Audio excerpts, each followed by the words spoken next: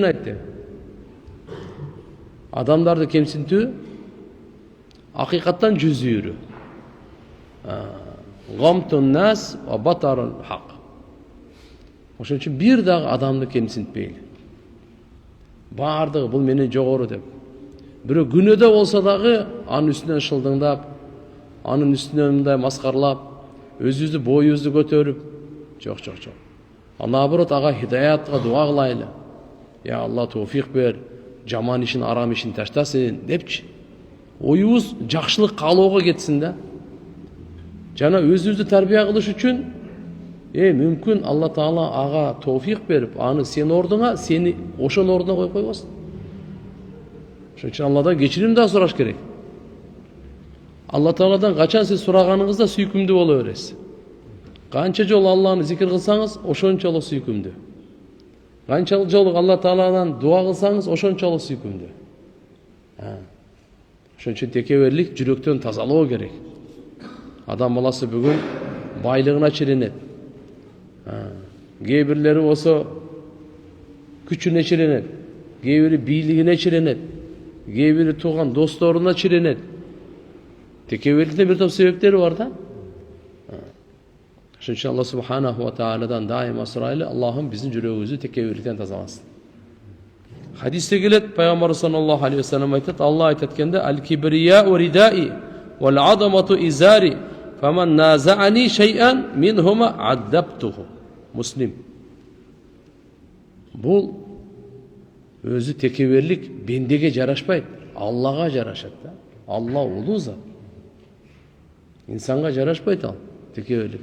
Эмнеден жаралганын эстеселер, текебер кылганга ылайык эмес ал. Каяктан чыкканын эстесе, текеберлик кылганга таптакыр ылайык эмес. Алла субханаху ва таала айтат: "Бул текеберлик мага таандык. Мага таандык бул." Бул эми Алла субханаху ва таала айтып атканы, мен жамынчым, мен төшөгүм, азамат деген мындай да эми айтканда мага таандык деген сөз да. Ким буну талашса мен аны азаптайм. Кээ бир жерде келет, ким талашса касамтуху, аны сындырам дейт. Мага таандыкты талашпасын дейт. Кээ бир жерде келет, кадафтуху фи жаханнам, аны мен дозокко таштайм дейт. Азаптайм деп атат. Аны сындырам дейт. Дозокко таштайм. Үч риваятта дейт. Текеберлик мага таандык дейт. Аллага жарашат текеберлик. Силерге ким койду деген дейт.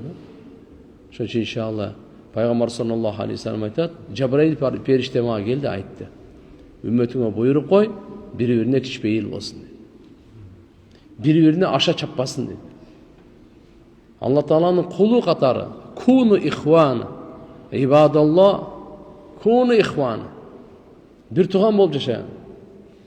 Куну ибадаллах ихвана, Алланын бир туган кулдары болуп жашагыласыздар. Бири-бириңерди басмырлабай. Bu dinimizin bağlılığı da. Albatta izzat gebirler oylayt, şu men boyumu götürsem, men şu avtoritetli ekemин депчи. Çok. Al kor. Fa innal izzata lillahi jami'a. İzzat, уважение, урмат, авторитет бардыгы Алланын колунда. Алла субханаху ва таала кимге кааласа берет, кимден кааласа алып коет. Ушундай деп айтат эми: "Фаман арадал изза фа алейхи битазаллул ва таваду лиман лахул изза жамиа." Алланын таандык, Алланын колунда бардык дүнүйө ахиреттин иззаты, урмат сыйы. Эми ошонун алдында өзүңдү кордугуңду, кичпейилдигиңди көрсөт, ошого Алла субханаху ва таала иззат берет. Демек Алла Таалага жага турган сыпат жөнөкөйлүк, кичпейилдик, өзүн кор алуу, өзүн Алланын алдында эч бир нерсе сезбей кор сезүү, мына нерсе ушул иззатты алып берет. Пайгамбар саллаллаху алейхи ва саллям айтат: "Ман тавада лилла рафахуллах." Ким Алла үчүн кичпейилдик тандаса, Алла сөзсүз аны даражасын көтөрөт. Кичпейилдигиңизге жараша сиздин даражаңыздын көтөрүлүүсү. Канча кичпейил болсоңуз, Allah'ın алдында ошончолук даражалуусуз. Ошончолук даражаңыз бийик. Айтат: "Ала кадри тавадуик такуну рафату." Кичпейилдигиңизге жараша сиздин даражаңыздын көтөрүлүүсү. Жараткан Алла субханаху ва тааланы чырайлуу тааныган адам, Алланы жакындан тааныган адам ал текеберленбейт. Себеби ал өзүн тааныса тааныйт Алланы. Өзүн тааныбаган Алланы каяктан таанысын? Ман арафа нафсаху факат арафа роббаху. Ким өзүн жакшы тааныса, ошол жараткан. Ал адам бенде алсыз жаралган, шашма жаралган, муктаж жаралган. Жараткан Алла субханаху ва таала Кур'ан-ы Каримде айтат: "Хуаллази юсаввирукум фил архами кайфа яша. Ла илаха илля хувал азизу хаким." Алла эненин ичинде Алла силерге сүрөт берди дейт. Өңдү эненин ичиндеги ошол биз азыр мынакка канча жүзүбүз бар, бири-бирибизге окшобогон. Ушунун баардыгын Алла Таала эненин ичинде сүрөттөгөн экен. Эненин ичинде сүрөттөгөн. Болгондо да 3 караңгылыктын ичинде. Эненин ичи өзүнчө караңгылык. Жатындын ичи өзүнчө караңгылык. Андан кийин өзүн баягы бул мешочек бар, ошонун ичиндеги өзүнчө караңгылык. Ошонун ичинде ким сүрөттөйт ушундай адам баласын? Ошон үчүн алымдар айткан, кайсы бир кооз жерге барып калсаң, сен ага таң калбай эле кой. Ошону тартканга, сүрөттөгөн, жаратканга таң кал. Кандай бир ушундай бир сулуу бир көрүнүш көрсөң, болбосо адам баласынын өңү бири-бирине окшобойт. Канаттуулар, айван, жада кумурскалардан бери ар бири өзү бөлөк. Түзүлүшү, өңү башы, түсү бардыгы бөлөк. Алла субханаху ва таала мусаввир 99 атынан бир аты мусаввир, сүрөттөөчү.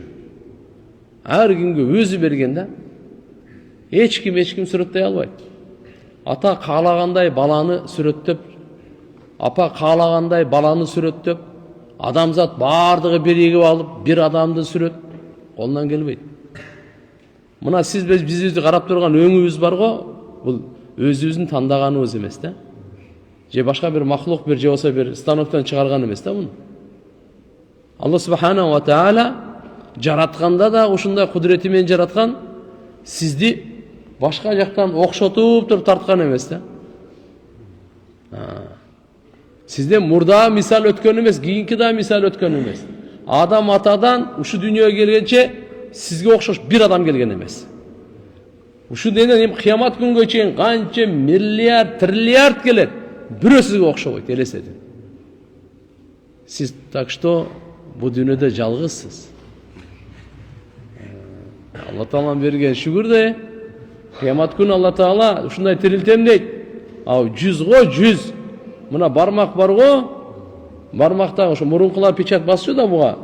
Бир адамдыкы да экинчи адамга окшобойт да ошондой. Канча чызык бар, канча миллиард, триллиард адамдар бар. Бирөөсүнүкү бирөөгө окшойт. Алла айтат кыямат күнү, ушу бармагыңардын чызыгына чейин кандай болсо, кудду ошондой тирилтем. Ишенбесеңиз бир жерге азыр басып коюңуз. Иншалла кийин салыштырасыз тирилгенден кийин точно ушундайбы же андай эмеспи? Алла субханаху ва таала бекапар эмес да. Ва маллаху бигафилин амма та'малун. Алла Таала залым эмес, бекапар эмес. Барды өз учурунда. Айтат: "Хуаллази юсаввирукум." Алла ушундай айтат. Силерге өң, түз, сүрөт берет. Фил архам, жатындардын ичинде. Кайфа яша, кандай Алла кааласа. Кандай сиз кааласаңыз жаралган эмессиз. Кандай Алла каалады, ошондой жаралдыңыз сиз. Бул жерде сиздин өзүңүздүн бир салымыңыз, бир пикириңиз, оюңуз, бир кошумчаңыз жок да таксыр. Бир грамм сиздин салымыңыз жок берди. Сиздин өңүңүз кандай болуш керек, аны Алла чечип берген. Алла Таала менен. Ла илаха илля ана, ла илаха илля ху. Алладан башка эч ким өң берүүчү, түс берүүчү, жаратуучу жок, түзүүчү жок, тартиптечү жок. Алладан башка. Эч ким андан башка сыйынганга ылайыктуу зат жок. Хуал азизул хаким. Жараткан Алла Таала үстөмдүү ал, кудуреттүү ал. Хаким, данышман. Жараткан Алла Субханаху ва Таала өкүмдар. Эми биз эле эмес. Караңыз. Афалам яндуру ила самаи фауқахум кайфа банайнаха ва зайяннаха ва ма лаха мин фаруж. Эй, адамдар өздөрүнүн башынын үстүнө асманды кичине мындай карабайбы? Башын көтөрүп, көзүн жогору жака бир карабайбы? Биз кандай бунун үстүнө асманды жараттык? Жана кандай кооздоп койдук жылдыздар менен? Планеталары менен. Асманды кандай кооздоп койдук? Bir жеринде да тешиги жок. Bir жеринде дагы ишыгы жок. Bir жагында дагы не. Аллах Субханаху ва Таала. Афала яндуруна ила либили кайфа хуликат ва ила самаи кайфа руфиат ва ила алджибали кайфа нусибат ва ила аларды кайфа сутихат фадаккир фаиннама анта tudhakkir фаиннама анта мудаккир ласта алейхим бимусайтир. Ай, алар карабайбы дейт Аллах Субханаху ва Таала төөнү кандай жаралганын дейт. Төөнү кара. Ал деле ошо бир тамчы судан кандай жаралган. Себеби Пайгамбар саллаллаху алейхи вассалам араб эли чөлдө жашагандан төө көптүгүнөн төөнүн жаралганынан да бир топ алардын эмеси бар. Бир суу ичет канча деген күнгө чейин жетет. Канча ысыктыкты көтөрөт. Канча сапарларды тартат. Төөнүн жаралган карабайбы деди. Карабайбы асманды кандай көтөрүлгөнүн, тоону карабайбы кандай кагылганын, жерди карабайбы кандай жайылганын. Фадаккир иннама анта мудаккир. Эй Мухаммад, сен эстетип тур. Сен өзү тек гана эстетүүчүсүн. Ласта алейхим бимусайтир. Сен алардын үстүндө бир көзөмөлдөп мажбурлоочу эмессиң сен. Кимдин жүрөгүндө иман, акыйкаттын талабы болсо, ал түшүнөт, угат. Бирок ким жүз үйрүп анын жүрөгүнө кабыл албаса, ал укпайт, сен ага кыжалат болбой эле кой. Сен ага аларга үстүнө көзөмөл эмессиң. Аны Алла Таалам кимдин жүрөгүнө хидаят берет, кимге бербейт, ал өз иши.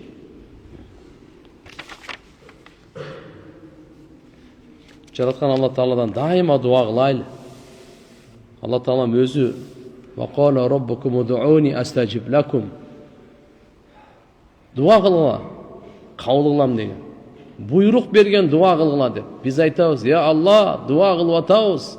Сенин буйругуңду аткарып, эми сен кабыл кыл, убада бергенсиң бизге. Кабыл кылам деп. Ошо Алла Тааладан сурайт, я Алла, акыйкатты жүрөгүбүзгө сал. Акыйкатты жүрөгүбүзгө түшүндүр. Мындай акыйкат тугандар, адамдын көзү бар го, бул акыйкатты көрбөйт. Көрө албайт. Акыйкаттын түшүнүгүн Алла жүрөккө салган. Ал көздүн иши эмес. Ал көз көрө турган акыйкатты көз көрө албайт. Адамдын акыйкаты жан. Жан көрө албайт. Жан көрүлбөйт. Бирок жүрөк түшүнөт бунучу. Адам жан чыккандан кийин эмне деп атасыңар десе, өлүп калды дейт. Кандай өлүп калды? Эмне деген сөз ал? Жаны чыгып кетти. Жанды көрдүңөр, жок көргөн. Кандай билдиңер? Көрбөсөңөр кантип билдиңер? Жаны чыгып кеткенин каяктан билдиң сен? Көрбөсөң. Я. Ал айтат, жүрөк түшүнөт да дейт. Туура айтасың дейбиз. Акыйкатты жүрөк түшүнөт, көз көрбөйт. Акыйкатты жүрөк, ошон үчүн акыйкаттын түшүнүүсүн Алла Тааладан сурайлы. Жараткан Алла Субханаху ва Таала жүрөгүбүзгө акыйкаттын түшүндүрүүсүн берсин. Эми акыркы аят Хужурат сурасында инналлаха я'ламу гайбас самавати вал ард валлаху басирун бима та'малун. Шек күмөнсүз Алла гана асмандардын жана жердин гайыбын билет. Валлаху бима та'малуна басир, валлаху басирун бима та'малун. Алла көрүп турат эмне амал кылганыңа. Тугандар, бардык нерсени өзүнүн илими менен камтып алган. Жалгыз Алла, бул илимде Алла Тааланын шериги жок. Гайыпты билүүчү, ашкерени алимун гайб ва шахада Алла гана. Эми жараткан ал бул илим Аллага өзгөчө, Алланын шериги жок. Гайыптын илимин билүүдө. Алла Субханаху ва Таала бенделерге кимди кабардар кылса, кимге билим берсе гайыптыкын, ошончо илимин алган, ал пайғамбарыбыз Мұхаммад саллаллаху алейхи вассалам. Алла берген, Мұхаммад саллаллаху алейхи вассаламға берген. Бұға чейін кесін, бұндан кейін кесін, дүние башталғандан тартып, дүние бүткенге чейін, андан ары ақиретте Алла субхана ва тағала пайғамбарымызға қаншалық ғайып илімін берген болса, ошончолық илімде чектелет, андан ашпайды. Инналлах я'ламу ғайбас самавати вал ард. Бұл туғандар хасар деп қойған. Алла ғана білет асман менен жерден ғайып. Шон үшін қарап тұрып, біз дайыма Алла білет деген сөзді үйренейік. Инша бір ішті қылайын десеңіз ертеге, біраздан кейін, инша Алла бұйырса деп айтыңыз. Егер Құда қаласа деп айтыңыз. Пайғамбар саллаллаху алейхи вассаламға бір топ адамдар келіп сұрағанда, bir top soruların arasında ошол рух туралы пайгамбарыбыз эртеге келди айтам дедиле. Эртеси күнү вахий түшпөй калды. Bir топ анан алар маскарлаганга аларга мүмкүнчүлүк болуп калды. Пайгамбарыбыз жалат болду. Алла Тааладан Каф сүрөсүнө келет, эскертүү келди. Мухаммад саллаллаху алейхи вассалам, кайсы бир ишти эртең кыла турган болсоң, иншаалла деп айт. Не деп айт? Егер Алла қаласа, ертеге жолығабыз, ертеге мындай кылып беребиз, тигиндей кылып беребиз. Токтоп. Иншаалла, егер Алла қаласа. Ертең кечен ким бар, ким жок, кайсы ишке ашабы, ашпайбы, билип коюңуз, ишке ашуусу да, ашпоосу да Алланын каалоосунда. Иннама илахукумуллах Әлләди ла илаха иллаху васиа кулли шейин илма. Силердин илах сыйына турган затыңар бир гана Алла, андан башка сыйынга лайыктуу зат жок. Анын ва хува ал хува васиа кулли шейин илма, ар бир нерсе илим менен камтып алган. Бардыгын. Жараткан Алла аз барыбызды азыр бир сааттан кийин эмне болот биз билбейбиз, бирок Алла билет. Бүгүн түндө ким эмнени түш көрөт biz bilbeybiz. Allah bilen. Siz bilesiniz mi anca? Түш көргөндө, эмне түш көрөсүз бүгүн билесизби? Түш көрбөй деле коюшуңуз мүмкүн. Аны деле билбейсиз. Түш көрөсүзбү, көрбөйсүзбү билбейсиз. Түш көрсөңүз эмнени көрөсүз, аны билбейсиз. Аны билбейсиз. Кимдин көзү ачылат, кимдин көзү ачылбайт, эртеге ким менен жолугасыз, эмне жейсиз, жок, эчтекени билбейт. Гайыпты Алла Таала гана. Калганы бардыгы болжолду. Çünkü Allah Subhanahu wa Ta'ala alimul gayb fala yuzhiru ala gaybihi ahada illa man irtada min rasul. Allah Taala aytып койгон, гайыптын илими Алла гана. Allah Taala гайыпка эч кимге ачкан эмес, бир гана пайгамбардан кимди Allah Taala тандаган болсо, ошолорго анын гайыптын илимин берген. Пайгамбар саллаллаху алейхи вассаламга Allah Taala мурунку өткөн, кийин келе турган gayb ilimin bergen Huzayfa razıyallahu anhu rivayet keltiret. Bukhari cana Müslim'de qama fina Rasulullah sallallahu aleyhi ve sellem maqaman ma taraka fihi şey'an ila kıyamis sa'a illa dekarahu alimahu man alimahu ve cahilahu man cahilahu. Huzayfa razıyallahu anhu, Huzayfa atıç, sahaban atı Huzayfa. Oğuldu olsaňor, nebereli olsaňor Huzayfa dep koyup koyuyorlar. Maşallah. Bu Peygamberimizin jönökөй sahabası emas da, özgöçö sahabası, sırdaş. Peygamberimizin sırrın bilgen sahaba. Peygamberimiz sırrın aytkan sahaba. Başkalarga aytkan emas da. Bu uşu elesет kör, Peygamberimizin sekretini bilgen. Ya. Bismillah. Ne deyt? Umar razıyallahu anhu özünün doğrunda Huzayfa razıyallahu anhu gelip aytadi. Bolsa Umar razıyallahu anhu ilmi büyük de, çoğun da, köp de. Huzayfa, men Peygamberimizin sırrın açkandı kalabайм. Açtırgandı da kalabайм. Tigini aytıp koyçu, bunu aytıp koyçu depçi. Ya, ne dedi dep, yok. Dosto şu bir suranıçım ошо мунафыктардын тизмесинде менин атым жок беле, ушуну айтсаң дейт. Башка бирөөнүн менин ишим жок, эмне болду? Мен өзүмдүн гам жеп атам, өзүмдүн. Карачы. Адам баласы канча иманы бийик болсо, ошончолук мунафыктыктан өзү коркот экен да. Мунафыктыктан иманы бар киши коркот.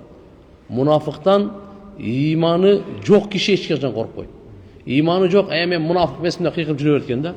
Иманы бар адам коркот экен, мен мунафык эмесминби депчи. Жөнөкөй нерсе эмес. Hazreti Умар ким ал? Кандай деген улуу зат. Шайтан корккон. Ошол өзү тууралуу суралды. Хузайфа деп сураныш дейт. Себеп дегенде пайгамбарыбыз Мухаммад алейхиссалам Хузайфа разияллаху анхуга бардык мунафыктардын аты жөнүн айткан эле да. Ошо билет эле, башка эч ким билбейт эле. Түшүндүңбү? Ошо сырдаш эле пайгамбарыбыздын. Bundan башка да көп сырларды билет эле. Эмне болот, кандай болот, баары ошо Хузайфа разияллаху анху да. Ошончо Умар разияллаху анху орунда Умар разияллаху анху Хузайфаны карайт эле. Бир адам өлсө Мединада Хузайфа жаназага келдиби, келген жок. Эгер келбесе, значит бул мунафык, буга окубаш керек. Келсе анан бар. Өзүн сынайт эле, мен ошо тизмеде мен жокмунбу деп, башканы кереги жок мага. Ким бар, ким жок аны мага кызыктырбайт ал. Главный мен ошонун арасында болуп калбайын деп. Ошо Хузайфа разияллаху анху айтат, пайгамбар саллаллаху алейхи ва саллям бир жолу биздин ортобузда мындай маселе айтып туруп, кыямат күнгө чейин эч нерсени калтырбай бардыгын айтып берди дейт. Ошол доордо. Кыямат күнгө чейин бардыгын айтып берди. Билген билип алды, билбеген билбей калды дейт да. Айтат: "Вакад кунту ара шей кад наситуhu фа'ариfuhu кама я'рифу ar-rajul rajul idha ghaba farahu fa'arafahu." Кеде бир нерсени унутуп каласың го. Бирок кийин эстеп кетесиң. Бир кишини бир көрдү, унутуп калганда, бир жыл, 2 жылдан көрүп калды, эстеп кетти. Кандай тааныйм мен буга десе ошону. Ушундай деп айтат, мен да бир нерсени эгерде уш пайгамбарыбыз айткан эсен чыгып калса, кийин аны эстеп кетип билип алат элем дейт. Айткан эле мындай болгон. Имам Бухари Умар ибн Хаттаб разияллаху анху риваят келтирет, пайгамбар саллаллаху алейхи ва саллям биз жол турду дейт. Fa akhbarana an badli khalq hatta dakhala ahlul janna jannah wa ahlin nar nar hafidahum man hafidahu wa nasiyahum man nasiyahu. Buxari şerifte rivayeti Umar ibn Hattab razıyallahu anh aytat, Peygamber sallallahu aleyhi ve sellem bir jolu uşul Allah Taala mahluktu jaratkandan başladı deyt. Adam aleyhisselamdan nar ötüp ketti da. Adam aleyhisselam keyin jaraldı da. Adam keyin jaraldı. Ağa çeyin perişteler var la. Allah Taala periştelerge aytkan elle. وَإِذْ قَالَ رَبُّكَ لِلْمَلَائِكَةِ إِنِّي جَاعِلٌ فِي الْأَرْضِ خَلِيفَةً. Men jer betinde özümdün orun basarımını jaratучумун деп periştelerge kengешке салган эле. Perişteler айткан эле. Jer betinde kan төгө турган, бузуклук кыла турган жаратасызбы деп. Биз сизди арулаганга, мактаганга, сана алкыш айтканга жетиштүүбүз го. Алла айткан, мен билген сен билбейсиң. Demek adam atadan burada perişteler var. Yer asman andan. Adam aleyhisselam adamın taqdiri Allah Taala aytadi, yer asmandı. Jaratardan 50.000 yıl murda жазган. Buga ne deysiz? Peygamberimiz kıskası en mahluktan başlap geldi başladı. Birinci jaralgan mahluk. Talaş var. Gebirleri arş, gebirleri su, gebirleri kalem, gebirleri Peygamberimiz sallallahu aleyhi ve sellem'in ruhu. Qanday bolgon çakta da tiyaktan başladı. Anan Peygamberimiz ayta berip jaralgandan. Beyişlikler beyişke, dozoqlar dozokka girgenге чейин айтып берди. Ахыры тияка чейин. Жаттаган жаттады, эсине туткан тутуп алды, унуткан унутуп калды дейт. Бирок пайгамбарыбыз бардыгын айтып берген. Ошого чейин айтып берген. Муслимдин риваятында Амр ибн Ахтаб ал-Ансари айтат, пайгамбар саллаллаху алейхи ва саллям бир жолу бизге Bağımdat namazını okup berdi. Salla bina Rasulullah sallallahu aleyhi ve sellem yevmen el fajr. Ve sa'idel minbar. Minbarga çıktı. Fa hatabana. Peygamberimiz bağımdatta hutbаны başladı. Hatta hadarda zuhur peşimge жақын. Peşim болып қалды уже. Peşim oldu. Fa nazara fa salla түшті дағы peşim namaz оқып берді. Summa sa'idel minbar. Fa hatabana. Minbarga çıkıp bayanın gayra ulandı. Hatta hadaratın asır болып кетті. Fa nazara fa salla asır namazının уақытысы келгенде түшті namaz okudu. Summa sa'idel minbar. Minbarga çıkıp fa hatabana. Hatta garibatı şams. Gün battı дейді ошоға чейин.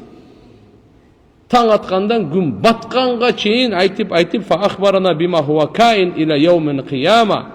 Пайғамбарымыз хабар берді, қиямат күнге чейин эмне болот бардығын хабарын берді. Қиямат күнге чейин эмне болот. Fa a'lamana ahfadana бизге үйрөттү, хабарын берди, жаттаттырды, еске туттурду дейді. Демек, ушундайдан билейли, Пайгамбар саллаллаху алейхи ва саллям кыямат күнгө чейин эмне болсо, ошонун бардыгын кабарын берип койгон. Кыяматтын чоң, кыяматтын кичине белгилерин бар. Абу Дауд шарифте келет, Хузайфа разияллаху анху айтат. Аллага ант ичем дейт. Мен ушу сахаба шериктерим унутуп калдыбы, же эстен чыгып эмне болду? Бирок Пайгамбарыбыз эч нерсени таштаган эмес дейт. Эмне дейт? ما ترك والله أنت شام الله ما ترك رسول الله صلى الله عليه وسلم من قائد فتنة إلى أن تنقضي الدنيا يبلغ معه 300 فصاعدا إلا سماه لنا باسمه واسم أبيه واسم قبيلته. أبو داود. Peygamber sallallahu aleyhi ve sellem dünya bütkөнгө чейин 300'den aşığırak Ар фитна кордун лидерлерин аттарын, атасынын атын, урусунун атынан бери айтып берди. 300'дөн ашыгыраак. Кыямат күнгө чейин келе турган пайгамбарыбыздын доорунан кыямат күнгө чейин келе турган бузукулардын лидерлери. Фитна деп мынтип айтайын. Эң жаман адамдар. Эң бузук адамдар. Камкорлор. Ошондойлордун кичинекей эмес, менмин дегендердин 300'ü атын, атасынын атын, ошо улут урусунун атын кош айтып берди. Калтырган эмес жеген, барын айтып берген. Пайгамбарыбыз Алла Таала Миражда жогору жактагы аламды көрсөттү го. Эмнени көрүп келди пайгамбарыбыз? Пайгамбарыбыз асманда, 7-асманда Сидратул Мунтаха деген жер бар. Туғандар, Сидра. Сидр деп өзі дарақты айтат, Мунтаха дегенді тоқтаған жайды айтат. Адам баласының қылған жақшы жаман іші көтеріліп 7-асманға ошол жерге барып тоқтайды. Алла Тааланын тарауынан болса ошол жерге ахвал келет. Амалға жараша ахвал, анда нар жағындағы қандай смена болот, Алладан башка эч ким билбейт. Бирок ошол жерге чейин барары маалым. Адамдын амалы токтой турган жайды Мунтаха дейт. Сидратул Мунтаха. Ошо дарактын тамыры 6-асманда, жалбырактары 7-де. Пайгамбарыбыз Миражга барганда айтат, андай өңдү көргөн эмесмин. Ушундай үндөр, ушундай өңдөр. Кандай болсо мынакей Пайгамбарыбыз саллаллаху алейхи ва саллям Алла Таала ушундай кабарларды берген. Ошо кабарлардын бири Пайгамбарыбыз кийин айткан, бул акыйкат, буну жакшы түшүнүп, сабак кылып, андан кийин үйрөнгүлө деп буйрук берген. Улак саластар, Пайгамбарыбыз саллаллаху алейхи ва саллямга Алла Таалам гайыптагы Алланын өзүнүн алдында өзгөчө тандалган улуу периштелердин жыйыны бар.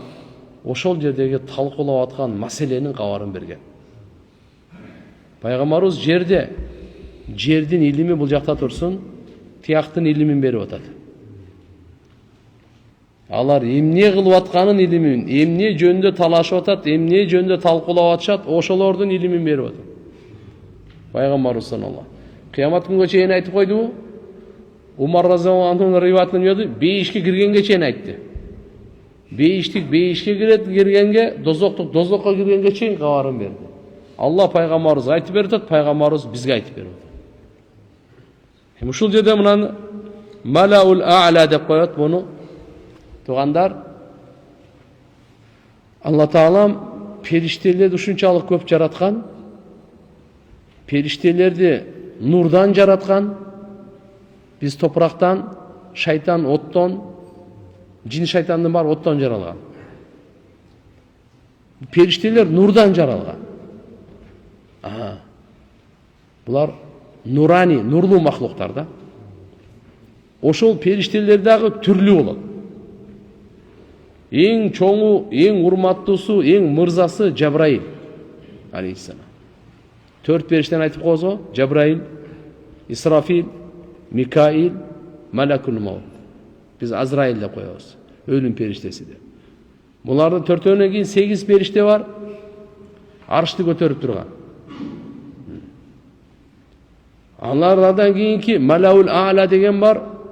Жараткан Алла Тааланын буйругун буларга биринчи ушуларга түшөт. Булар талкуулап туруп жер бетине бардыгына жаят. 2 периште бар, өзгөчө хадисте келет. Күн сайын жарыя кылат. Бүгүн картошка мынча сом, доллардын курсу мындай, алтындын курсу мындай, нефтики мындай. Кымбаттап кетти, түшүп кетти деп көп кыжалат болбогу булар. Жарыя тияктан болот. Бензин мындай болуп кеттигиндей болуп кетти деп. Анан көрүп амалды оңдой берели, Алла берекесин бере берет. Алла айтат: силер иман менен амалды даярдагыла, мен силердин алдыңардан да үстүңөрдөн да берекени жадырам дейт. Жер асмандын берекесинин эшигин ачып салам. Алла Тааланын тарабы. Хадисте келгени 2 периште чыгып күн сайын жар салат. Эмнени? Баалар боюнча жар салат. Бул уже руханият, башка алам бул. Кыскасы, кандай болгон чакта да эң улуу периштелер Малаул А'ла, ошолорду Алла Таалам илимин пайгамбар саллаллаху алейхи ва салламга берген да. Окуя мындай болгон. Тирмизи шарифте келет, имам Ахмад риваят кылат, Табарани риваят кылат. Дагы башкалар бар. Муаз ибн Жабал деген сахаба болгон. Пайгамбарыбыз буну жакшы көргөн сахаба. Биз баарыбыз пайгамбарыбызды жакшы көрөбүз десек, пайгамбарыбыз айтат: мен Муазды жакшы көрөм дейт. Я Муаз, эй Муаз, инни ухиббук, мен сени жакшы көрөм дейт. Мен сени жакшы көрөм дейт. Мен сага бир нерсе берейин дейт. Эмнени берейин? Бирок эч качан таштабаган. Эмне? Ар бир намаздан кийин Аллахумма а'инни ала зикрик ва шукрик ва хусни ибадатик деген дуаны таштабаган. Ушуну пайгамбарыбыз Муаз разияллаху анху айтканда, биринчи айтаардан мурда мен сени жакшы көрөм деп айткан. Муаз, аты Муаз. Уулду болсоңор, неберели болсоңор Муаз деп койгула. Бул боюнча кыска нуска угуп алыңыз. Бул 36, кээ-бир риваят 38 ушундай деп келет. Аз эле жашап кайткан. Бирок Аллаху акбар, муфти, кары, алым, пайгамбардын сүйкүмдүсү. Не керек силер? Өзү айткан: А'ламу уммати. А'ламу уммати. Мен үммөтүмдүн эң билүүсү бил халал вал харам, адал менен арамды Муаз ибн Жабал деген. Адал менен арамдын илимин эң күчтүү билген Муаз экен да. Куранды кимден үйрөнөйүн дегенде пайгамбарыбыз бир топ сахабаларды айтат эле. Зайд ибн Сабит, Абдулла ибн Мас'уд арасында Муаз ибн Жабал мына ушудан үйрөнгөн. Пайгамбардын фатва берип турган, Йеменге барганда биринчи. Мен узатып кетпейли, ушу Муаз ибн Жабал разияллаху анху айтат: "Ихтабаса алейна Расулуллах саллаллаху алейхи ва саллям зата гадатин ан салати субх." Бир жолу Мадинада бамдат намазды жамаат менен окуйун деп отурсак, пайгамбарыбыз бир аз убакытка кармалып калды. Кечигип калды. Хатта кидна натара курба шамс, ай күн чыкканга чыга элек, бирок жакындап калды. Эртеле келчеле. Бирок бир аз кармалып. Фахаража Расул саллаллаху алейхи ва саллям фасауба бис-сала фасалла ва тажаваза фи салати.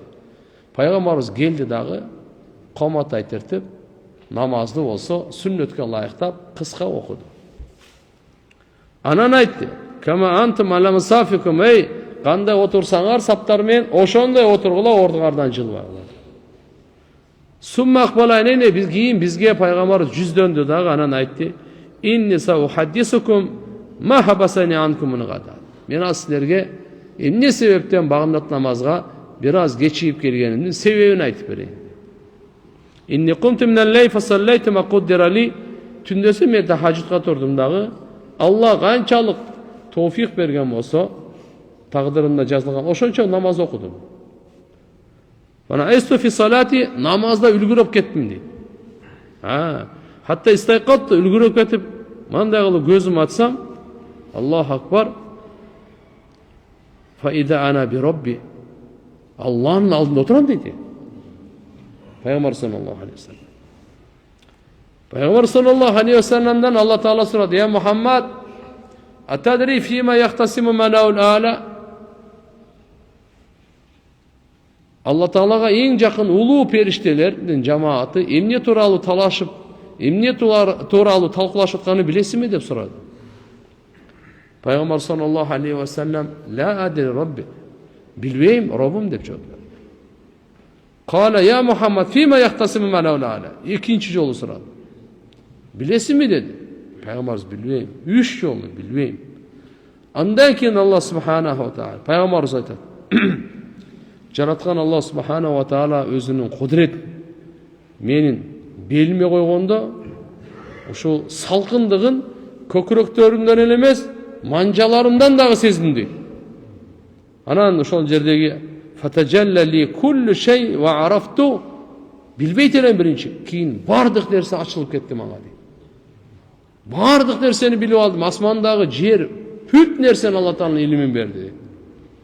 Анан Алла Таала айтты: "Я Мухаммад, фима яхтасиму манаул а'ла". Эй Мухаммад, ушу улуу өзгөчө периштелер Аллага эң жакын эмне тууралуу талкуулашып атат дегенде, пайгамбар айтты: "Фил каффарат ва даражат". Каффарат тууралуу жана даражат тууралуу. Каффарат деген эмне? Даражат деген эмне? Каффарат деген туугандар, адам баласы ошол амалды кылса, күнөөлөрү кечирилет. Даражат деген эмне? Адам баласы ошол амалдарды кылса, бейиште даражалары бийик болот. Чүнкү ошолор тууралуу тиякта талкуу болот экен да. Периштелердичи, баягы жөнөкөй периште эмес да. Алар талкуулайт экен. Адам баласы кайсы амалды кылса күнөөсү кечирилет, кайсы амалды кылса даражасы көтөрүлөт. Кайсы адамдын күнөөсү кечирилип атат, кайсы адамдын даражасы көтөрүлүп атат, тиякта талкуу экен да. Пайгамбар саллаллаху алейхи вассалам айтты. Кийин анан Алла Таала айтты, сурады: "Вамал каффарат". Каффарат деген эмне деди. Пайгамбар саллаллаху алейхи вассалам жооп берди: "Нақл агдам илал жумаат". Кээ бир жерде жамаат. Жамаатка жөө келүү. Багымдат, пешим, асыр, шам, куптан, жума, айт намаз, жамаат намаз менен окулган деди. Жөө келүү дейт. Жөө келүү. Жөө келгенде туугандар, ар бир кадамга бир сооп жазылат, бир күнөө кечирилет, бир даража көтөрүлөт. Экинчи кадамга дагы бир сооп жазылат, бир даража көтөрүлөт, бир күнөө кечирилет. Жөө келген. Так. Вал жулус фил масаджид ба'да салават, намаздан кийин мечитте отуруу деди. Мына биз намаздан кийин мечитте отурабыз, шам намазды окуп алып. Мыналар каффаратка кирет экен. Кандай каффаратка кирет? Билип билбей биздин кылган күнөөлөр өтө көп. Ошолордун кечирилүүсүнө мына каффарат. Намаздан кийин отуруу, бир аз отуруп коюш керек. Өтө шашлыш ишиңиз болбосо, самолет, совещание, же болбосо бир пара окуулардыңыздардагы, же да бир жакшыгандай зарыл эле иш болбосо, бир аз мечиттен качып, жүгүрүп, тез чыгып, жакшы адат эмес. Жөнөкөй нерсе эмес бул. Алланын үйү. Үчүнчүсү ва исбагыл вуду индал макруха же болсо карахият. Адам нәпсі қалабаған учурда даратты толық алу. Адам нәпсі қалабай қалғанда қандай? Чарчап қалдыңыз, сапардасыз, біраз ауырып атасыз, құрсаңыз ашып қалған, ұйқыңыз келіп атат, суық. Мұны оқшаған нәрселерде нәпсі анша қалабайды да дарат алғанда. Ептеп еле алғанға, ошол уақытта толық алса, мына ошол каффарат екен. Демек мына 3 амалды айтты туғандар. Мешітке жөө келу, намаздан кейін отыру, жана даратты толық алу. Даратты толық алу, о бұл жөнөкөй нерсе емес туғандар. Бұл өте улуу амалдардан. Эми ушул үчөө боюнча тиякта талкуу. Бұл қандай амал кылып атат, бұл ама кандай кылып атат? Ким канча үйүнөн канча узактан келип атат? Канча уйкуну таштап келип атат? Канча жумуштарды курбанчылык кылып келип атат? Машалла. Ар кимдики бардыгы бирдей эмес да. Ар кимдики ар кандай. Ар кандай. Ошого жараша берилет. Экинчиси даражат деген эмне дегенде пайгамбарыбыз жооп берди. Ит'аму таам, тамак жедирүү. Бизде эң болбот дегенде наностий бар да, алхамдулилля. Кандай дедиң аны? Жок, Кудайга шүгүр, акыркы күндөр наностий деле болбой калды. А мурда токто. Алып чык нанды, май алып чык, бал алып чык. Ой. Көчөдө ким о тааныбы, тааныбай кызыктырбайт. Мына ушу баалуулук бизде аз болсо дагы жомарттык бар эле да. Ушу жок болуп баратат. Мурунку доордо мусафирлардан акча албайт эле, чөнтөгүн какпайт эле. Мына гостиницалардын бардыгы мусафирлардын чөнтөгүн какканга курулган да. Пайгамбарыбыз айткан, ким Алла ахиретке иман келтирсе, коногун урматтасын деген.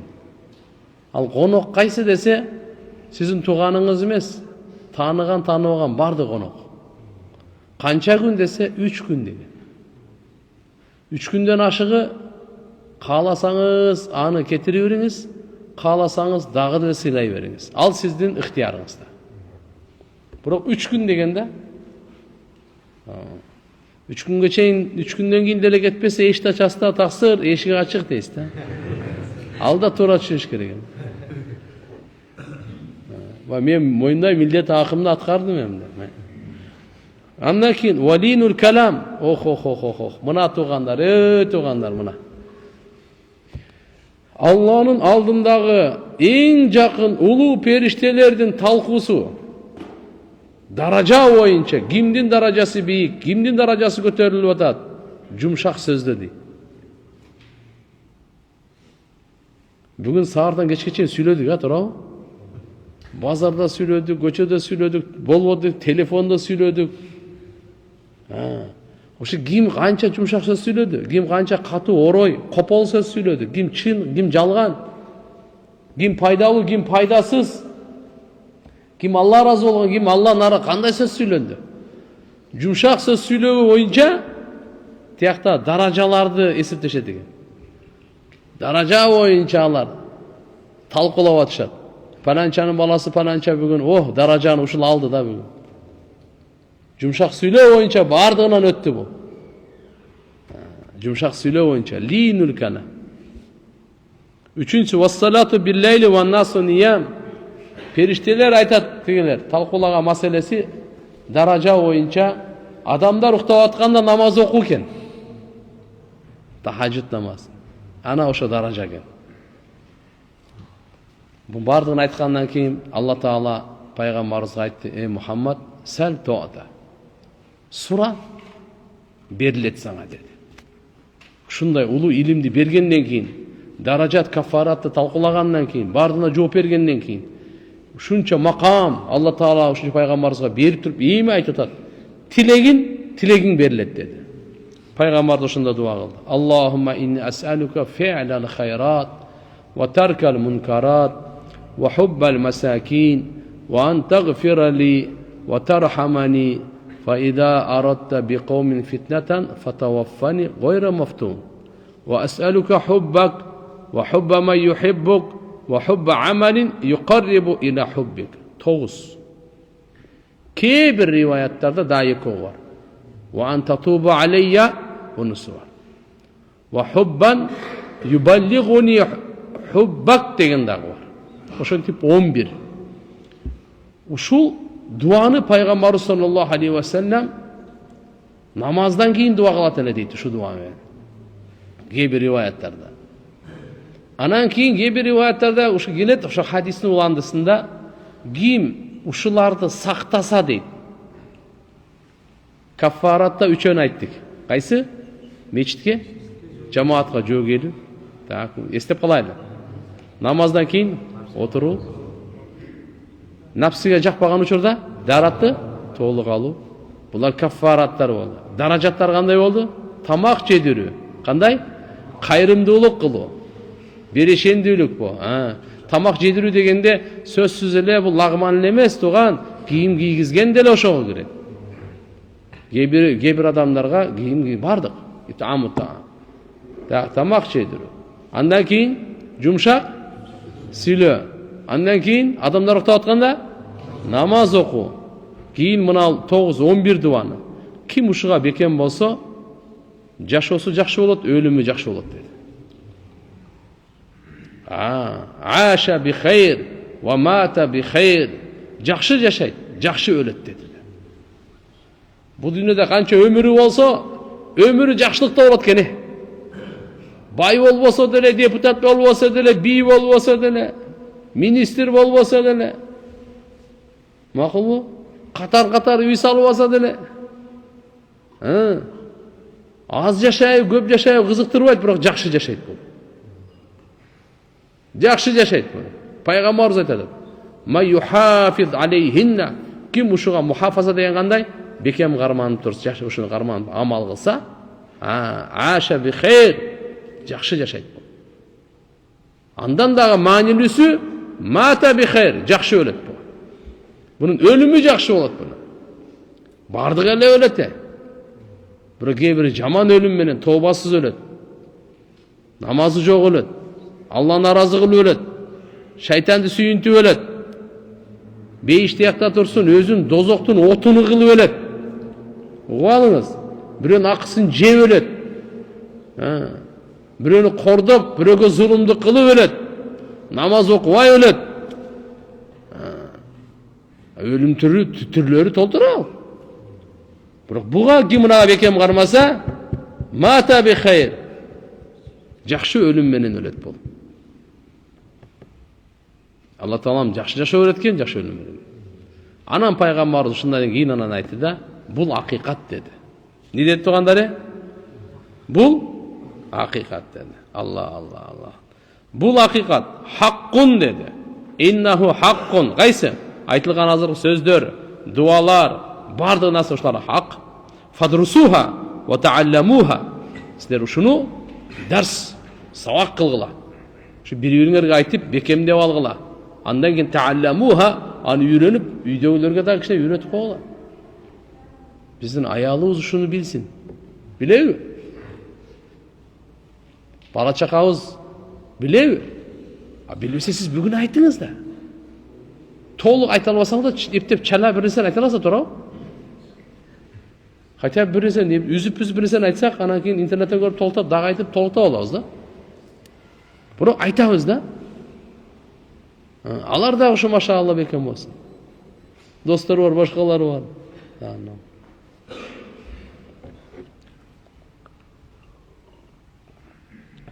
Тугандар, Пайгамбар саллаллаху алейхи ва саллям айткан, her bir doğur, her bir zaman, her bir yıl ötken yıldan buzuğurak bolup kele berет да. Былтырканда быйыл buzuğurak. Эндиги жылы мына быйыл болгон окуя бул жакшы эле болуп калат. Энди жылга караганда. Мынтип кете берет фитна. Фитна бири-бирине ушундай камыш бири-бирине мындай тизилгендей кетет деген. Келе берет. Ошон үчүн иманды сактоо өтө зарыл. Иманды сактоо өтө зарыл тугандар. Пайгамбар саллаллаху алейхи ва салламдын хадистеринен фитналар силерге ушундай көрсөтүлөт дейт жүрөктөрүңөргө.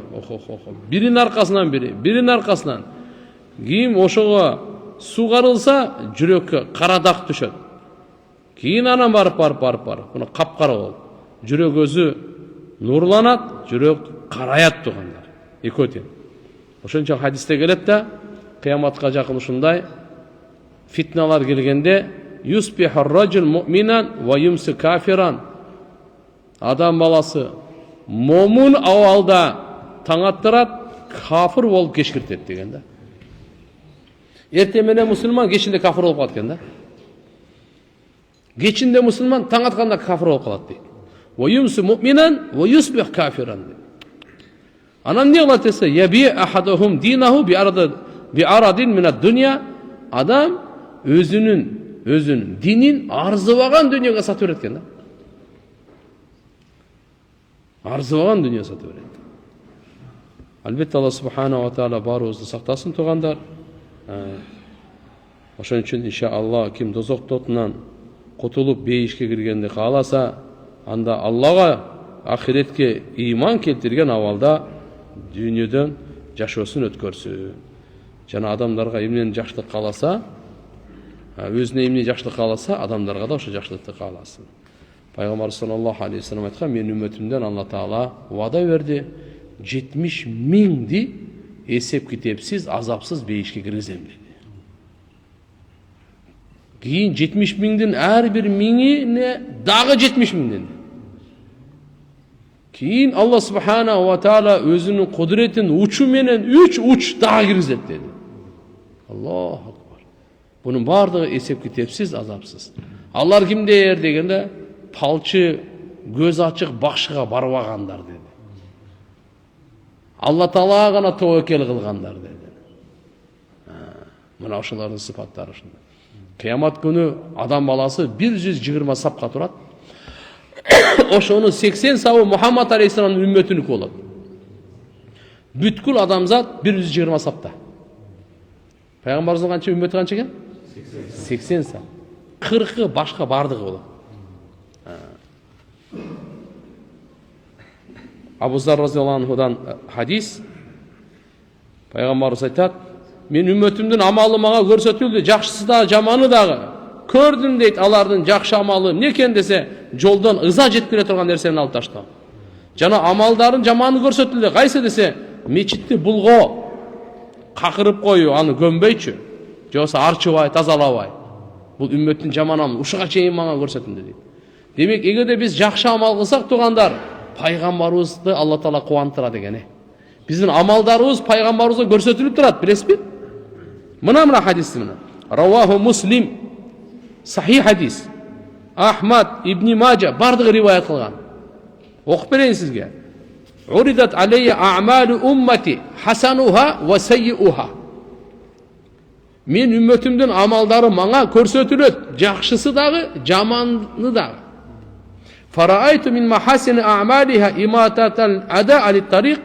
Мен көрдүм дейт, пайгамбарда көрсөтүлгөнчө, ошо амалдардын, жакшы амалдарынан кээ бири кайсы экен? Жолдон адамга ыза жеткире турган нерсени алып таштоо, бул жакшы амал. Ушу да көрсөтүлдү мага дейт. Жолдон адамга ыза жеткире турган нерсе, мусор болсун, мык болсун, шише болсун, таш болсун, толтура. Кээде мына банандын кабыктарын адам тебире алса жыгылып кетет, тайгаланып кете турган, самын, памын, ушулардын бардыгы кыскасы адамга зыян жеткире турган жолдо канча нерсе болсо, ошону алып таштоо имандан. Ушул дагы амал магыты. Пайгамбарыбыз бир хадисте айтканда, иман 73-тен 79-га чейин бутагы бар. Ал-иману биду ва саб'уна шу'батан. Ва афдалуха кавли ла илаха иллаллах, яни эң абзели ла илаха иллаллах сөзү. Ва аднаха эң төмөнү имататул аданит тариq. Жолдон адамга зыян бере турган нерсени алып таштоо. Ва хаяу шу'батун ал-иман, уяттуулук имандын өтө маанилүү бутагы. Мына пайгамбарыбыз эмне деп атат? Эми ушу үммөтүмдүн жаман амалдарынан какырып таштап мечитти булгап койгон. Анын мурдагы убакта мындай килем-пилем жок эле, жөн эле мындай жерге эле, жөн эле жер болчу топурак. Ошого да катя көмүп койбоду, тазалап койбоду. Мына айтып атат мындай дейт. Ан-нухама фил масжид лам tudfan. Раваху Муслим. Бунда биринде тургандар пайгамбарыбызга үммөттүн амалы көрсөтүлүп турат. Үммөттүн амалы жакшы болсо, пайгамбарыбыз кубанат. Үммөттүн амалы бузук, жаман болсо, пайгамбарыбыз кайгырат. Анас разияллаху риваят бар. Пайгамбар саллаллаху алейхи ва саллям айткан ушул жеринде. Мындай дейт: "Уридат алейя уджуру уммати", мен үммөтүмдүн сооптору мага көрсөтүлдү. Хаттан хадат юхриджуха ар-раджул минал масжид. Ушу таштанды bir kişi meçitte ушуну алып чыгып койсо, ошол дагы жакшы амал. Кандай таштанды? Кандай да бир мисал, даже сакал түшүп калышы мүмкүн, чач түшүп калышы мүмкүн, же бирде кир болуп калышы мүмкүн. Мына ушулардын мына. Ва уриdat alayya dunubu ummati, men үммөтүмдүн күнөөлөрү да мага көрсөтүлдү. Falam ara fiha damban a'zam min suratin min al-Qur'an wa ayatin utiyaha rajul summa nasiya. Rawahu Tirmizi ve Abu Davud. Kur'an berilip, Kur'an'dan ayatı berilip bir kişiye, keyin anı unutup kalsa, bundan da çoğun men günah görgön jokmун deydi. Oşun üçün Kur'an'dan ayatını jattaganda keyin unutpaş kerek eкен да. Tugandar, muna jaratkan Allah subhanahu wa ta'ala şu Hujurat suresini ayaktap atabız. Şu başından jaratkan Allah Taala barыбызга kayırılgan, ey imandılar dep, kança vaqttan beri birinci, dörtüncü günü sabak kılıp, ушул жерде бардык кайрылуулар, кыскасы айтканда Алла Тааланын силерге бизге кайрылуу буйруктары жакшылыкка, бактылыкка, ийгиликке, дүйнө ахиреттеги бактысыздыктан кутулууга чакырат. Кайсы нерседен тыйган болсо, дүйнө ахиреттин жамандыгынан тыюуга чакырат. Динибиз дагы, дүйнөбүз дагы баары оңолсун деп Алла субханаху ва тааланын чакырыгы ушундай. Ошон үчүн жүрөктөн жараткан Алла Таалага кулак салайлы, угайлы. Буга анткени адам баласы буга жоопкер, жараткан Алла Тааланын аятын тамаша кылып таштап койбойлу. Толук көңүлүбүз менен, күч кубат менен бекем кармайлы. Жана айтпайлы. Мындай депчи. Мисалы эми мен укпай калдым, мен билбей калдым, мен түшүнбөй калдым, мен убактым жок деген сөздөрдүчү. Жок. Кыямат күнү булар кабыл үзүр болбойт турган. Ошончо жараткан Алла субханаху ва таала бизге я юхаллатина аману деп кайрылып аткандан кийин биз мусулманбыз, буну таштабайлы. Кур'анды таштабайлы. Пайгамбар саллаллаху алейхи ва саллям мындай айтылганда айтат экен да, Кур'андын аяты: "Я Робби, инна кауми иттахаду хадан Кур'ана махжура". Я Алла, менин коомум бул Кур'анды таштап койду го. Кур'анды окубай коюу бул дагы таштоого кирет. Кур'анды окуп кулак салбай коюу бул дагы таштоого кирет. Кур'ан Каримди окуп, кулак салып, угуп, андан кийин амал кылбай коюу бул дагы таштоого кирет. Кур'ан Каримдин аяттарына ой жүргүзбөй коюу бул дагы таштоого кирет. Ушул таштоо деген сөздөн сактанайын. Кур'ан таштай турган нерсе эмес, Кур'ан кармана турган, сыймыктана турган, жашоого жолдомо ала турган. Ушундай улуу касиеттүү китеп тугандар. Кур'анда Алла Таалам литубайна линас мануззила илейхим, түшүргөнүн максаты ушул эле, адамдарга түшүрүлгөн нерсенин бардыгын ачык айкын баяндап койгон. Пайгамбар сөзү менен дагы, иш амалы менен дагы, мүнөзү менен дагы, практика түрүндө дагы бардыгына тугандар жеткирген, кемчилдиксиз толугу менен. Жараткан Алла Таалам баарыбызга туура түшүнүп, амал кылганга күч кубат, башкаларга жеткиргенге Алла Таалам товфик берсин. 100% адал той кандай өтүш керек? 100% адал той пайгамбарыбыз айткандай өтүш керек. Пайгамбар саллаллаху алейхи ва саллям аулиму вала бишат, бир кой союп болсун, той өткөрүп кой алат. Той жөнөкөй болсун деген. Биздин тойлордо арам нерселер болбосун. Тойлордо Алла Таалага шүгүр болуп, намазы каза болбосун. Вакыя сүрөсүн куптандан кийин да окууга болобу, же шамдан кийин гана окуу керекпи? Жок. Вакыя сүрөсү окулганга ал үйгө жакырчылык келбейт дейт. Ал шамдан кийин деле, куптандан кийин деле окусаңыз боло берет. Вулкандар дозоктун белгисиби? Жок, бул Алланын кудуретинин белгиси. Мына дүйнөдөгү от барго, вулкан, сулкан, барды чок-пок барго, Бұл туған дозоқтогу оттучу чыгарып муздатып, дагы муздатып, эгер адашпасам 69 жол муздатып 70-инчиси болуш керек. Эми тияк кандай болду экен? Кудайым сактасын баарыбызды дозоктун отуна. Пешим намазынан кийин багымдат менен пешим намазынын казасын чогуу окуса, намазга азанда ас-салату хайру минан наум деп айтылабы же айтылбайбы? Жок, айтылбайт. Ал багымдатта гана ас-салату хайру минан наум намаз уйкудан жакшыраак деген сөз. Билал разияллаху анху айтканда пайгамбарга жаккан эле ушуну азанга коюп кой деген. Азанды айтыптыр деген багымдатта. Ошон үчүн пешимде ас-салату хайру минан наум айтылбайт. Багымдатта айтылы. Пешимди чейин окуңуз, кааласаңыз пешимден кийин окуңуз багымдаттын казасын, бирок сүннөттүн эмес фарыздын гана казасын окуйсуз. Түш огондон кийин. Түш огонго чейин окусаңыз, анда сүннөттүн казасы, андан кийин фарыздын казасы окулат эле. Намаздан кийинки зикирлер боюнча жамаат менен зикир кылганда имам аятал курсинин ичинен окуйт экен. Ошондо калгандар деле иштен окуш керекпи же жокпу? Ар бир адам окуш керек. Туган аятал курси зикирлерди имам кылса ошо болот деп отура бербеңиз.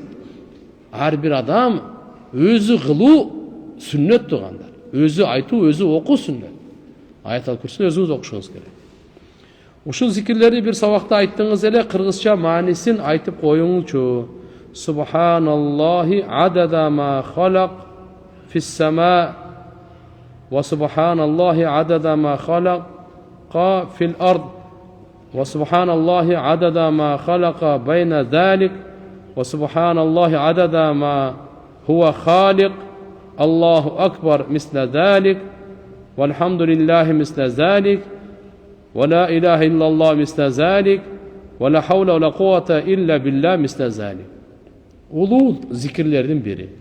Субханаллах деген мааниси Алла аруу зат, таза зат, эмнеден? Бардык айыптардан, бардык жетишпестик, бардык кемчилдиктерден Алла Таала аруу зат, таза зат деген сөз.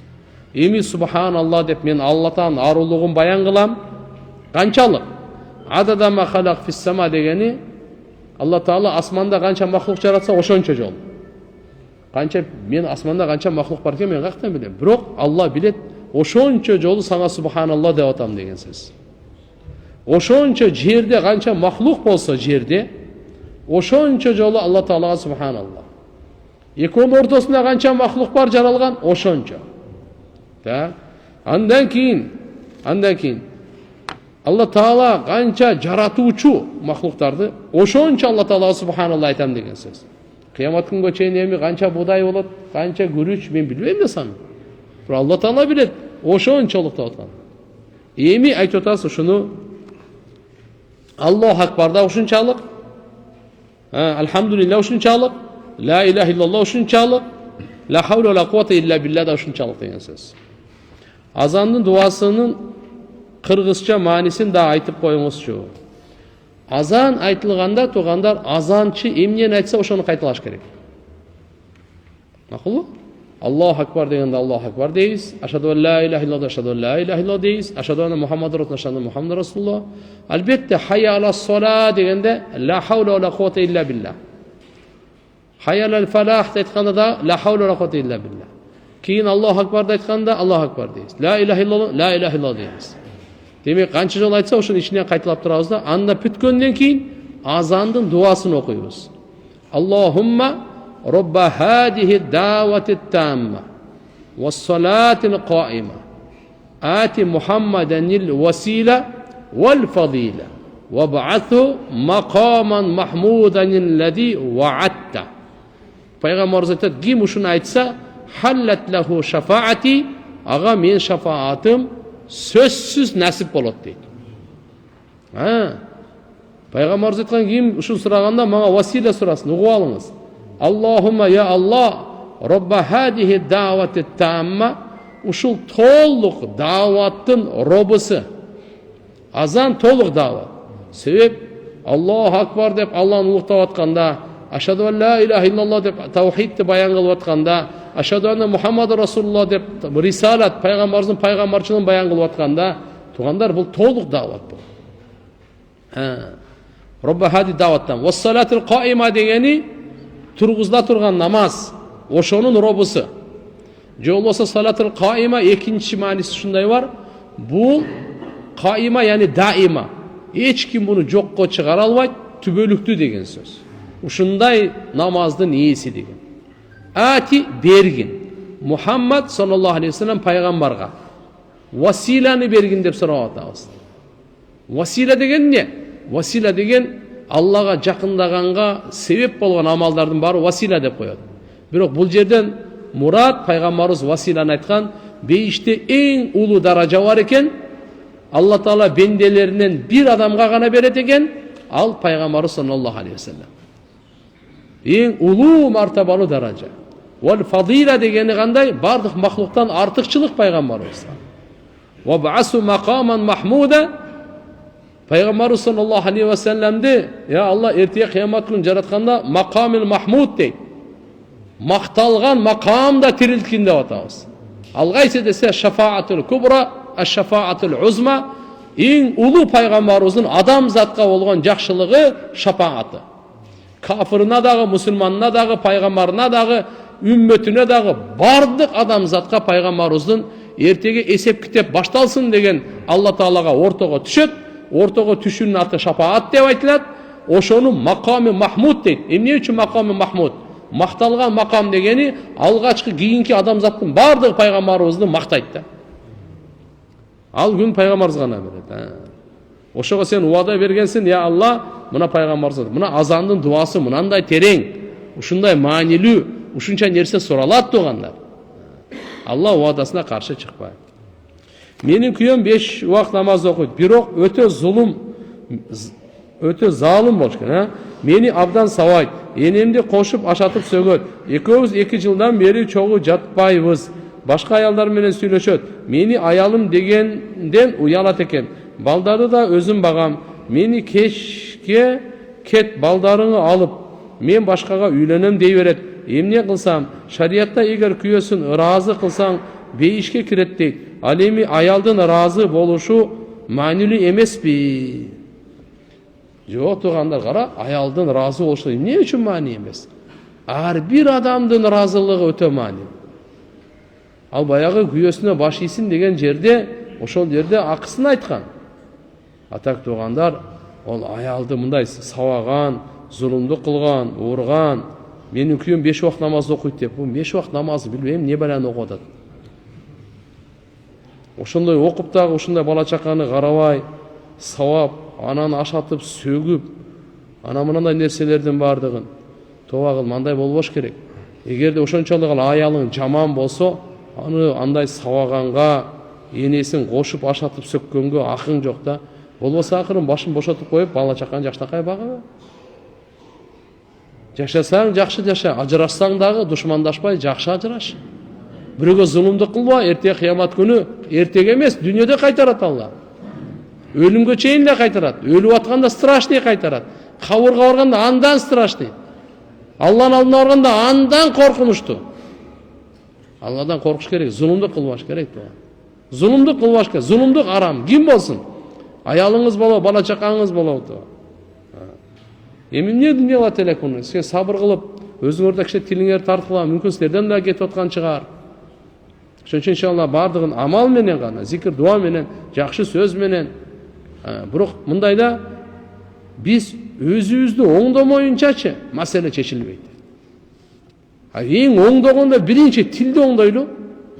Кайыш айтканды, каргаганды, сөккөндү, алдаганды, адамдын жүрөгүн ренжитип, үстүнөн жаман сөздөр менен атаганды, ушулар токтотойлу тилдичи.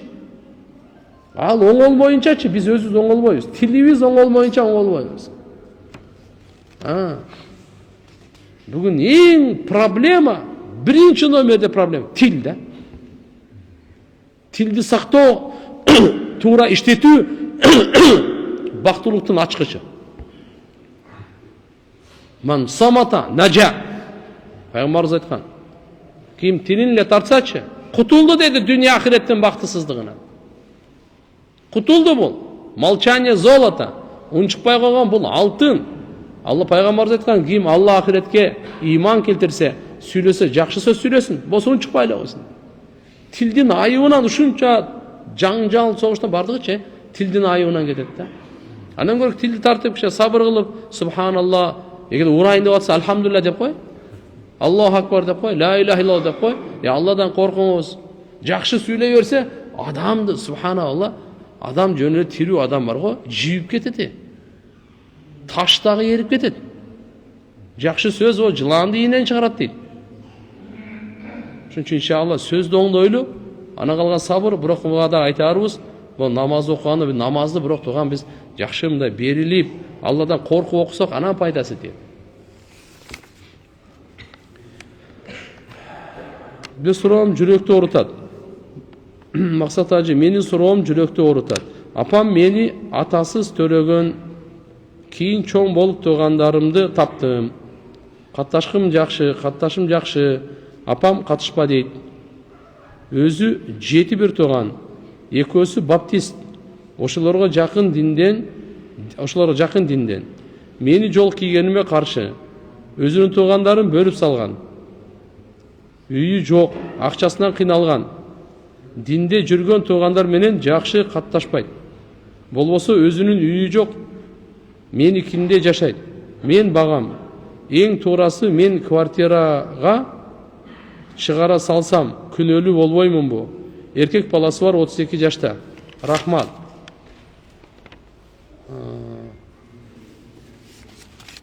Эми караңыз, эркек баласы кичине имандуу болсо, апасын карап кетсе жакшы, болбосо үйүңөрдө сабырдуулук кылып кандай болсо дагы эне да. Аны акырын жакшылыкка чакыра бергиле. Үйдө иман сабагын өткөргүлө. Жакшы дуа кылып анча-мынча кайрымдуу садака кылгыла. Кудай кааласа Алла Тааламдан үмүтүңүздөрдү үзбөгүлө. Тигүү цехинде кийим үтүктөйм. Кийимдерди Туркиядан тигилди деген этикетка таңгакталат экен. Жакында эле билдим. Уш ишим адалбы? Караңыздар, эгерде Кыргызстанда жасалган болсо, аны Туркия, Америка, Италия деп этикетке кылып саткан бул арам болот тугандар. Андай кылбаңыздар. Кытайдан алып келдиңиз. Бул жактан тартып туруп эле Туркияныкын жармаштырып туруп элди алдап атасыздар.